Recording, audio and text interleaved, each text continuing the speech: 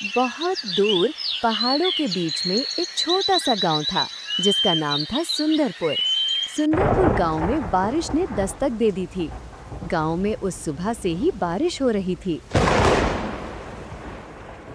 उस बारिश के बीच रवि अपनी पत्नी और बेटे के साथ अपने गांव सुंदरपुर लौट रहा था। सुनो जी, आज कितनी अच्छी बारिश हो रही है। हमारे गांव में इस बारिश से गांव के खेत तो हरे भरे हो जाएंगे। खेत तो हरे भरे हो जाएंगे, लेकिन हमारे गांव की कच्ची छतों से तो पानी टपकना शुरू हो जाएगा। अरे, बारिश के मौसम में इतना तो चलता है, कुछ दिन की ही तो बात है, फिर बारिश बंद हो जाएगी। ऐसी ही बातें करते करते तीनों अपने घर आ जाते हैं। घर की हवा में गीली मिट्टी की खुशबू भरी थी और बारिश की बूंदें कच्ची छत पर एक प्यारी सी मधुर संगीत बजा रही थी। कुछ ही दिनों में मौसम कितना बदल गया है। हाँ, हम इतने दिन बाद जो अपने गांव लौटे हैं, मौसम तो बदलेगा ही, लेकिन कुछ भी कहो, अपने गांव की तो बात ही कुछ अलग है। आपने सही कहा, लेकिन हमारे पास सिर्फ 2-3 दिन का ही राशन है। अब आप यहाँ काम क्या करेंगे? हाँ, तुमने सही कहा, मुझे कुछ न कुछ काम तो करना होगा। ऐसी बरसात में तो खेती करना भी संभव नहीं है। आप गांव में किसी से पता करिए, शायद कोई काम मिल जाए तो अच्छा रहेगा। तुमने ठीक कहा, बहुत दिन हो गए गांव में किसी से मिला भी नहीं हूँ। सब लोग मुझे देखकर खुश हो जाएंगे। मैं सबसे मिलकर आता हूँ, इसी बहाने मैं कुछ काम भी पता कर लूंगा। ये कहकर रवि बारिश में ही गांव में काम का पता करने और सबसे मिलने के लिए निकल जाता है। उधर गांव के लोग बारिश को लेकर चिंता में बैठे थे। तभी रवि वहां आ पहुंचता है। अरे गांव वालों, तुम सब एक साथ कितने दिन बाद मिले हो? अरे रवि, तू कितने दिन बाद दिखा है? कैसा है? गांव कब वापस आया? मैं तो आज ही आया हूँ। तुम सब बताओ, आज सब लोग एक साथ यहाँ कैसे? अरे रवि भाई, कल मुखिया जी बता रहे थे कि उन्होंने शहर के मौसम वैज्ञानिक से हमारे गांव का मौसम पता करवाया था। उन्होंने कहा है इस बार हमारे गांव में बहुत ज्यादा तूफानी बारिश होगी। हमें डर है कहीं ज्यादा बारिश हमारी फसल को नुकसान ना पहुंचाए। अरे अमित भाई, बारिश तो हर साल ऐसे ही होती है, कभी कम कभी ज्यादा। इसमें इतनी चिंता की क्या बात है? मैं आपको सच्चाई बताता हूँ रवि भाई, असल में चिंता बारिश की नहीं बल्कि सुंदरपुर गांव के बांध की है। असल में सुंदरपुर गांव के बांध में दरारें पड़ गई हैं। पिछले साल भी थोड़ी दरार पड़ी थी, लेकिन इस बार वो काफी बड़ी हो गई है। हाँ, तो बांध को ठीक कराने का काम तो मुखिया जी का है। हम लोगों को उनसे बात करनी चाहिए। वही तो गड़बड़ है रवि भाई। क्यों, क्या हुआ? हम सुंदरपुर गांव के कुछ लोग कुछ दिन पहले उनके पास गए थे। आप सब लोग आज सुबह सुबह यहाँ कैसे आ गए? कोई काम है क्या? असल में मुखिया जी, वो हमारे गांव का बांध है ना, उसमें दरारें पड़ गई हैं। हाँ, तो मैं क्या करूं? आपने कहा था ना कि आप इस साल बारिश के मौसम से पहले बांध की मरम्मत करवाएंगे। क्या बोल रहे हो? मैंने ऐसा कब कहा था? याद कीजिए मुखिया जी, आपने कुछ महीनों पहले ही कहा था कि आप बांध की मरम्मत करवाएंगे। अरे बांध की मरम्मत करवाने में कितना पैसा लगता है पता भी है तुम्हें? बारिश के मौसम में मेरा सारा काम रुक गया है। तुम्हें क्या, मेरे पास तुम्हें कोई खजाना दिखता है? मैं बांध की मरम्मत नहीं करवा सकता। रवि भाई, अब समझे तुम सब गांव वाले क्यों चिंता में हैं? मुखिया जी ने वादा करके कैसे मना कर दिया। अब क्या होगा हमारा? अब क्या होगा? अब तो सब ऊपर वाले के हाथ में है। अरे तुम लोग चिंता मत करो, ऊपर वाला सब ठीक करेगा। अमित भाई, वैसे मुझे काम की तलाश है। कोई काम मिल जाए तो अच्छा रहेगा। इतने समय से गांव में नहीं था, तो खेत भी खाली पड़ा है और ऐसी बारिश में तो फसल भी नहीं लगा सकता। अब तो कुछ काम ही करना होगा। काम के लिए तो तुम्हें मुखिया जी से बात करनी चाहिए, वो शायद तुम्हें काम दे सकते हैं, वरना ऐसी बारिश में तो सबका काम ठप पड़ा है। ठीक है गांव वालों, अब मैं चलता हूँ, कल फिर मिलेंगे। ऐसा कहकर रवि वहां से अपने घर जाने के लिए निकल जाता है। घर पहुंचकर रवि सारी बात अपनी पत्नी आरती को बताता है। अरे आरती, हमारे गांव के मुखिया जी ने इस बार शहर के मौसम वैज्ञानिक से पता करवाया है कि इस बार हमारे गांव में बहुत ज्यादा तूफानी बारिश होगी। और अमित बता रहा था कि सुंदरपुर गांव के बांध में दरारें आ गई हैं। अरे, तो बांध की देखरेख का काम तो मुखिया जी का है। गांव वालों ने उनसे कहकर बांध ठीक क्यों नहीं कराया? सब गांव के लोग बांध की मरम्मत की बात करने के लिए मुखिया जी के पास गए थे, लेकिन मुखिया जी ने मरम्मत करवाने को साफ इनकार कर दिया। सभी गांव वाले इस बात को लेकर बहुत चिंता में हैं। अगर ये बारिश नहीं रुकी तो हो सकता है इस बार हमारे गांव में बाढ़ आ सकती है। अगर ऐसा हुआ तो सबके घर और खेत बर्बाद हो जाएंगे। तुम चिंता मत करो, अब तो जो होगा देखा जाएगा। वैसे आप काम ढूंढने गए थे, कुछ काम मिला कि नहीं? हाँ, अमित बता रहा था कि गांव में सिर्फ मुखिया जी के पास काम मिलेगा। मैं अगली सुबह मुखिया जी से जाकर बात करूंगा। ऐसे ही बातें करते करते रात हो जाती है। रवि और आरती सो जाते हैं। पूरी रात बारिश ऐसे ही लगातार होती रहती है। अगली सुबह उठकर रवि देखता है कि बारिश अभी भी रुकने का नाम नहीं ले रही है। लगता है मुखिया जी की बात सच है, बारिश नहीं रुकेगी। अरे आरती, बारिश अभी तक हो रही है, लगता नहीं कि अब ये रुकेगी। चलो अब मैं बाहर जाकर बाकी गांव वालों से मिलता हूँ।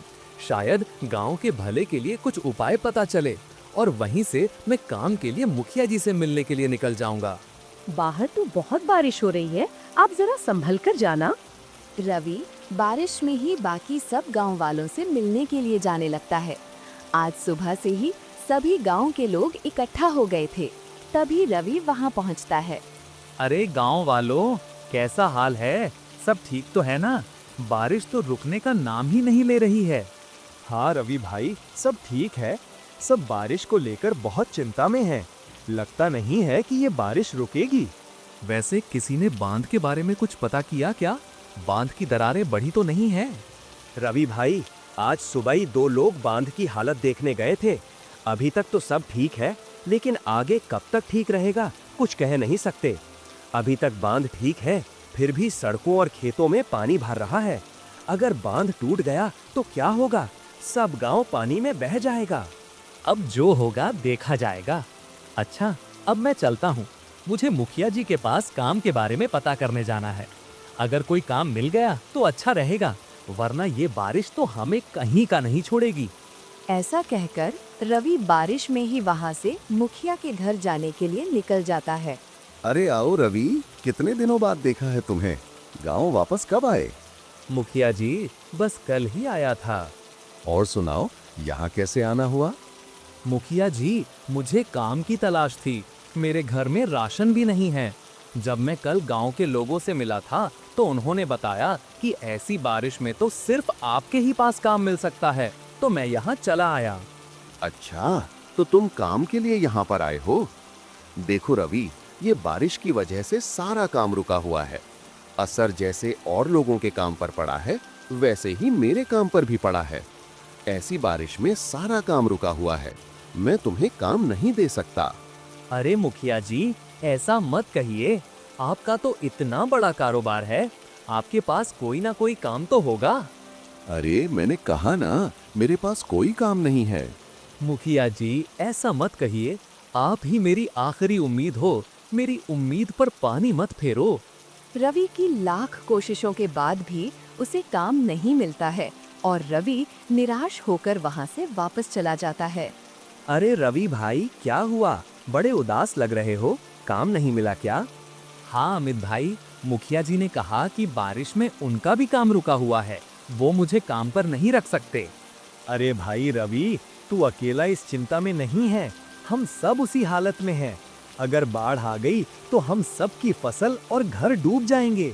हम सब के पास कुछ भी खाने को नहीं बचेगा।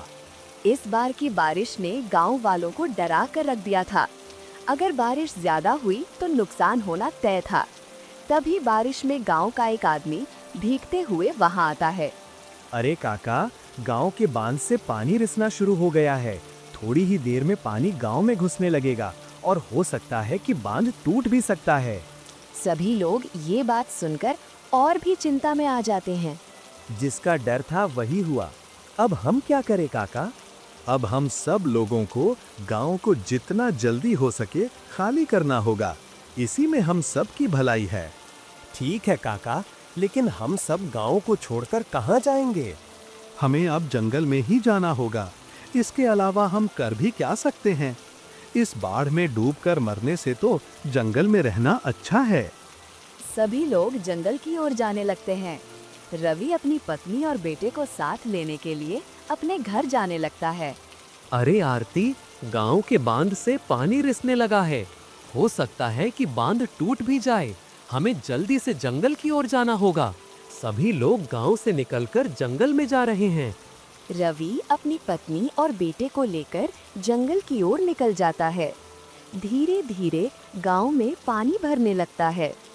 सभी लोग जैसे ही जंगल में पहुंचते हैं, तभी बांध टूट जाता है और पूरे गांव में पानी भर जाता है। चारों तरफ बाढ़ का पानी ही पानी होता है। लोगों के घर, खेत सब पानी में डूब जाते हैं।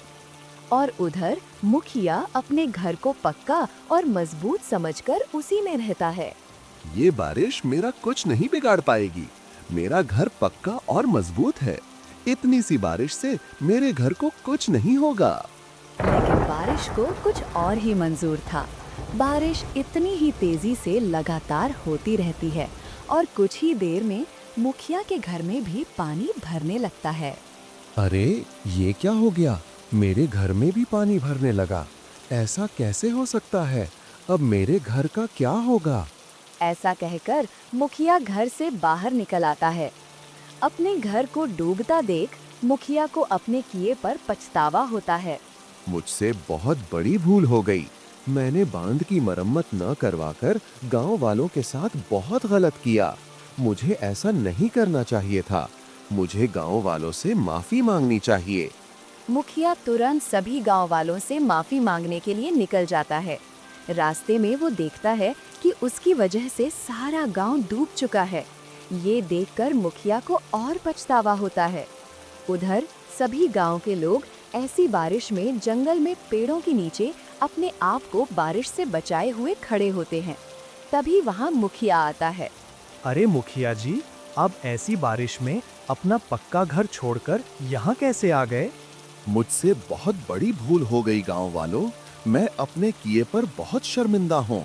मुझे बांध की मरम्मत समय पर करा लेनी चाहिए थी। मुझे माफ कर दो। मेरा घर भी इस बाढ़ में डूब गया है। मुखिया सच में बहुत शर्मिंदा था। उसे उसके किए का सबक मिल चुका था। ठीक है मुखिया जी, आपको अपने किए पर पछतावा है, यही सबसे बड़ी बात है। आप भी यहाँ हमारे साथ रह सकते हैं। शुक्रिया गांव वालों। मैं वादा करता हूँ, बारिश रुकते ही मैं बांध को ठीक करवाऊंगा और जिसको भी दोबारा फसल लगाने के लिए पैसों की जरूरत पड़ेगी, उन्हें पैसे मैं दूंगा।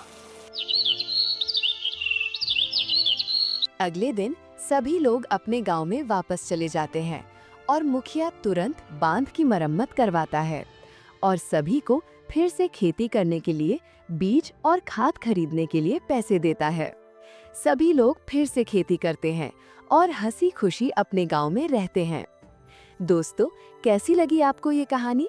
अगर कहानी आपको पसंद आई हो तो वीडियो को लाइक कीजिएगा और हाँ, चैनल को सब्सक्राइब करना मत भूलिएगा। धन्यवाद।